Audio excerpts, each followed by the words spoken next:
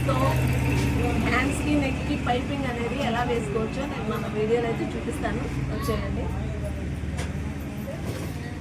Piping కోసం half పట్టే కావాలనుకుంటాం కదండి ప్రతిసారి, కానీ ఇలా సిల్క్ పీస్తో కూడా చాలా నీట్గా నైస్గా పైపింగ్ అయితే వచ్చేస్తుంది. మీరు వీడియోలో చూడొచ్చు. చూడండి, ఇలా హ్యాండ్స్కి వచ్చేసి స్ట్రైక్ పీస్ తీసుకోవాలి. సో ఈ రెండు హ్యాండ్స్కి నేను పైపింగ్ అనేది వేసి మీకు చూపిస్తాను వీడియోలో. 1 ఇంచ్ ఉండేలాగా ఇలా స్ట్రైట్ పీస్ అయితే తీసుకోవాలి. హ్యాండ్స్కి నెక్కి వచ్చేసి క్రాస్ పీసే తీసుకోవాలండి. ఏ మోడల్ నెక్ పెట్టినా సరే క్రాస్ పీసే యూజ్ చేసుకోవాలి.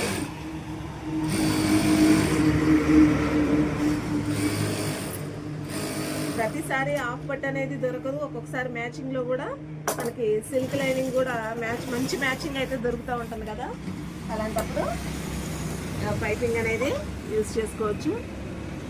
పైపింగ్ వేసేటప్పుడు ఒక చిన్న టిప్ అనేది ఉంటుందండి. ఇలా మనం పైపింగ్ కోసం ఒక స్టిచ్ వేస్తాం కదా, ఆ స్టిచ్ మీదే మనం పైపింగ్ థ్రెడ్ అనేది స్టిక్ చేసి పట్టుకొని మిగతాది మొత్తం ఇలా బ్యాక్ టర్న్ చేసి దీన్ని ఇలా కవర్ చేస్తూ పైపింగ్ వేసామంటే మనకు పైపింగ్ థ్రెడ్ ఎంత సన్నగా అయితే ఉందో అంత సన్నగా పైపింగ్ అయితే వస్తుంది అనమాట. దీనికోసం సింగిల్ పాదం ఏం యూజ్ చేయాల్సిన అవసరం లేదు.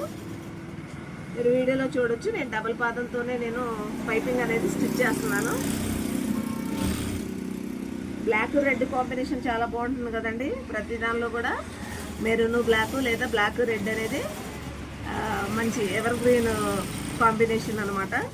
చూడండి, పైపింగ్ థ్రెడ్ మనం ఇలా సన్నగా తీసుకుంటే ఈ పైపింగ్ వేసేటప్పుడు ఇంకా నీట్గా కనిపిస్తుంది అనమాట.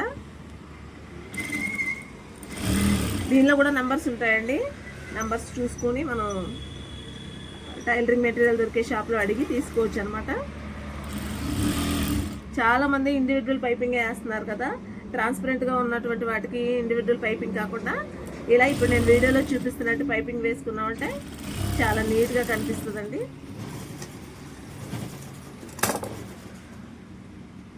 రెండు హ్యాండ్స్కి నేను ఒకేసారి పైపింగ్ అయితే వేసేస్తాను అనమాట. ఈ ఎక్స్ట్రా ఉన్నది కట్ చేసుకుంటే మనకి లోపల బైండింగ్ అనేది లేకుండా నీట్గా కనిపిస్తుంది.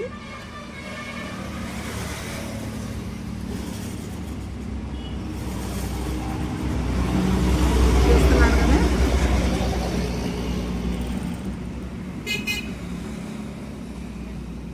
ఇంత సిల్క్ పీస్ మనకి 20 రూపీస్కి వస్తుంది కదా మీటరు. చాలా బ్లౌజులకు వస్తుందండి. కామన్గా ఉండే గ్రీన్, రెడ్, మెరూన్ పీసెస్ అనేవి మనం సిల్క్ లైనింగ్లో అయితే తీసేసుకోవచ్చు. నేను మ్యాక్సిమం డ్రెస్ మెటీరియల్స్లో లైనింగ్ కోసం యూజ్ చేస్తాను కదండి, అవి మిగిలిన పీసులన్నీ ఉంచుతాను అనమాట. ఇలా చిన్న చిన్న పీసెస్ పైపింగ్కి వాటికి ఉపయోగపడతాయి అనేసి ఒక 1/2 మీటర్, 1/4 మీటర్ అలా మిగిలితే పక్కకు ఉంచేస్తాను అనమాట. ఇలా మ్యాచింగ్ ఎప్పుడైనా దొరకనప్పుడు, హాఫ్ పట్టులో దొరకనప్పుడు ఇలా సిల్క్ లైనింగ్ యూజ్ చేస్తూ ఉంటా. అందులో కొంచెం కాస్ట్ తక్కువ ఇచ్చే వాళ్ళకి కూడా మనం ఇలా సిల్క్ లైనింగ్ యూజ్ చేసి వాళ్ళకి పైపింగ్ ఇచ్చిన సాటిస్ఫాక్షన్ ఉంటుంది, మనకి అమౌంట్ ఖర్చు అవ్వకుండా కూడా ఉంటుందన్నమాట.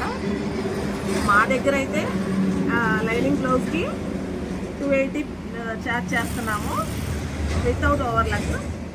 మనం ఇంటర్లాకింగ్ కూడా చేస్తే 300 ఛార్జ్ చేస్తున్నాను. అలాగే మీ సైడ్ లైనింగ్ బ్లౌజెస్కి, పైపింగ్ బ్లౌజెస్కి ఎంతెంత ఛార్జ్ చేస్తారో కామెంట్ బాక్స్లో కామెంట్ అయితే చేసేయండి. అలానే ఇక్కడ చూడండి, ఎక్స్ట్రా ఉన్న క్లాత్ని వీడియోలో చూపిస్తున్నట్టు ఇలా డబుల్ ఫోల్డ్ అనేది చేసి మనం ఇంకో స్టిచ్ వేసుకున్నామంటే నీట్గా ఉంటుందన్నమాట.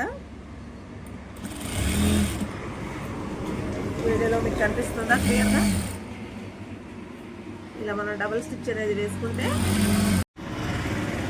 ఇలా పైపింగ్ అనేది పైపింగ్ అనేది వేసిన తర్వాత మనకి చివరి స్టిచ్ అనేది వేసుకొని ఇలా పైపింగ్ వేసుకున్న తర్వాత ఈ పై స్టిచ్ అనేది వేసుకుంటే చాలా నీట్గా వస్తుంది, కంఫర్టబుల్గా ఉంటుంది అనమాట. ఇక్కడ పైన కింద జాయింట్ వేసిన తర్వాత పైపింగ్ వేస్తే ఈ మధ్యలో లూజ్ అనేది వస్తుంది. అలా లూజ్ రాకుండా ఉండడం కోసం ఇక్కడ పైపింగ్ వేసేసి ఆ డబల్ స్టిచ్ కూడా వేసిన తర్వాత ఈ పై స్టిచ్ అనేది వేసుకుంటే చాలా నీట్గా ఉంటుంది అనమాట. మీకు ఈ ఎక్స్ట్రాస్ అనేది నేను కట్ చేసి చూపిస్తాను చూడండి.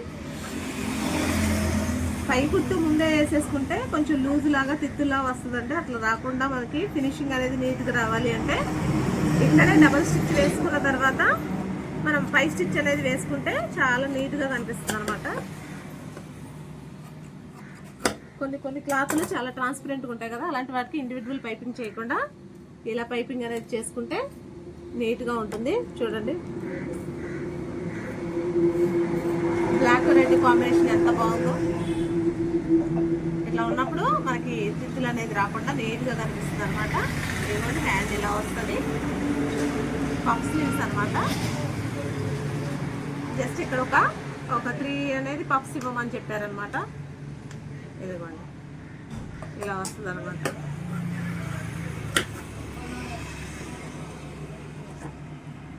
ఎంత నీట్గా ఉందో చూడండి. దీనికి కర్వ్ షేప్ అనేది చాలా తక్కువ తీసుకోవాలి. ఇలా పఫ్ హ్యాండ్ ఇచ్చినప్పుడు కర్వ్ షేప్ అనేది నార్మల్ షేప్ కంటే చాలా తక్కువ తీసుకోవాలి. తీసుకుంటే మనకు నీట్గా వస్తుంది అనమాట. ఇక్కడ ఒక 3 పఫ్స్ వస్తాయి చూడండి, లేచి లేవనట్టు ఉంటుంది అనమాట. ఇలా వస్తుంది అనమాట పఫ్ హ్యాండ్ అనేది ఇలా వస్తుంది. సో అలాగే ఇలా పఫ్ హ్యాండ్స్ వేసినప్పుడు కర్వ్ షేప్ అనేది లైట్గా తీసుకుంటే నీట్గా ఉంటుంది. అలానే ఇక్కడ సైడ్ స్టిచ్చెస్ వేసుకునేటప్పుడు మనం ఇలా స్ట్రైట్గా వేసుకోకుండా, ఇది చూడండి ఇలా స్ట్రైట్గా వేసుకోకుండా కొంచెం ఇలా వేసుకుంటే మనకి ఈ పార్ట్లో అనేది లూజ్ రాకుండా ఉంటుందన్నమాట. సో ఈ టిప్ అయితే మీకు నచ్చిందని అనుకుంటున్నాను. అలాగే వీడియో కూడా నచ్చిందని అనుకుంటున్నాను. వీడియో నచ్చితే ఒక లైక్ అయితే ఇచ్చేసేయండి అబ్బా. Thank you for watching.